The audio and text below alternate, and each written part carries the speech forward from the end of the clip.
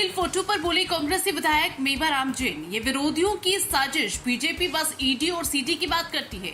मेवाराम ने कहा कि आम जनता मुख्यमंत्री अशोक गहलोत द्वारा कराए गए जन कल्याणकारी कामों से खुश है और वो लगातार दूसरी बार प्रदेश की रीत और रिवाज बदलते हुए सरकार बना रहे। बाड़मेर विधानसभा से 3 बार लगातार विधायक और राजस्थान गौ सेवा आयोग के अध्यक्ष मेवाराम जैन को कांग्रेस ने चौथी बार भी प्रत्याशी बनाया, लेकिन बीते दिनों उनसे जुड़ा एक फोटो वायरल हुआ। वायरल फोटो अश्लील बताया जा रहा है। इस अश्लील फोटो प्रकरण पर बुधवार को उन्होंने प्रेस कॉन्फ्रेंस कर अपनी सफाई दी। अश्लील फोटो प्रकरण पर मेवाराम जैन ने भाजपा को आड़े हाथों लिया और कहा, ये हमारे विरोधियों की साजिश है, उन्हें विकास से कोई मतलब नहीं, ये विकास नहीं ईडी और सीडी की बात करते हैं। बाड़मेर से मेवाराम जैन को प्रत्याशी बनाए जाने के बाद मेवाराम ने प्रेस कॉन्फ्रेंस कर गहलोत सरकार की तारीफ की।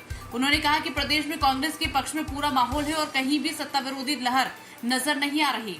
हताश विरोधी फैला रहे झूठ। मेवाराम ने आगे कहा कि आम जनता मुख्यमंत्री अशोक गहलोत द्वारा कराई गई जन कल्याणकारी कामों से खुश है और वो लगातार दूसरी बार प्रदेश की रीत और रिवाज बदलते हुए सरकार बना रहे। इस दौरान बाड़मेर विधायक ने और राम जैन ने कुछ दिन पहले सोशल मीडिया पर तथा कथित अश्लील फोटो वायरल होने के मामले में बोलते हुए कहा कि विरोधियों की चाल है, जब चुनाव में हारने की कोशिश में नाकाम रहे तो ये हथकंडे अपना रहे। कभी ईडी की बात करते हैं तो कभी सीडी की बात करते हैं, लेकिन उनके पास है कुछ भी नहीं। इसका जवाब वे नहीं आने वाले चुनाव में जनता देगी।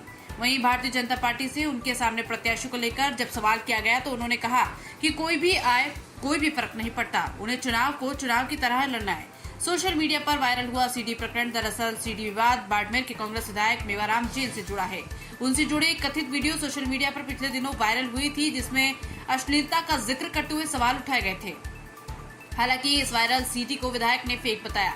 उन्होंने कहा कि ऐसी कोई सीडी या फोटो नहीं, ये प्रकरण लंबे समय से चल रहा है, इससे पहले ही ब्लैकमेलिंग का मुकदमा दर्ज करवाया हुआ है। सीडी में छुपे हैं कई राज। सोशल मीडिया पर इस मामले को लेकर लगातार पोस्ट की जा रही थी, जिसमें ये बताया जा रहा था कि कोई रहस्यमय सीडी मेवाराम के पास है जिसमें कई राज छिपे हुए हैं। सोशल मीडिया पर यह भी दावा किया कि फोटो दिल्ली में कांग्रेस मुख्यालय तक पहुंचा दी गई है और इसकी एक सीडी भी कांग्रेस के बड़े नेताओं को दिखाई गई। मैदान में सामने कोने फर्क नहीं पड़ता। पिछली बार भी भाजपा ने दिग्गज जाट नेता एवं बाड़मेर जैसलमेर सांसद कर्नल सुनाराम चौधरी को उतारा था, लेकिन जनता ने कांग्रेस और उन्हें आशीर्वाद दिया। चुनाव में 33,000 वोट से जीतकर विधानसभा पहुंचे थे और इस बार उन्हें कोई फर्क नहीं पड़ता कि बाड़मेर विधानसभा से भारतीय जनता पार्टी से उनके सामने प्रत्याशी कौन होगा। वंदे भारत से मुकेश राजपुरोहित की रिपोर्ट। घरों में बिजली मिले, इसके लिए भी कार्य चालू है। इसके लिए बाड़मेर में संसाधनों पर बाड़मेर वासियों का प्रथम अधिकार है, क्योंकि यहाँ तेल, कोयला, सोलर आदि इन कंपनियों से यहाँ जिस तरह से रॉयल्टी मिल रही है, तो हम यहाँ के लोगों को किस तरह से लाभ दे सकें, ये हमारा प्रयास रहेगा। विधानसभा में ऐसी ढाणियाँ भी जो वंचित है उनके लिए भी हम कार्य कर रहे हैं, ताकि सुदृढ़ीकरण हो, वोल्टेज की कमी नहीं हो और बाड़मेर में अच्छी व्यवस्था कैसे हो।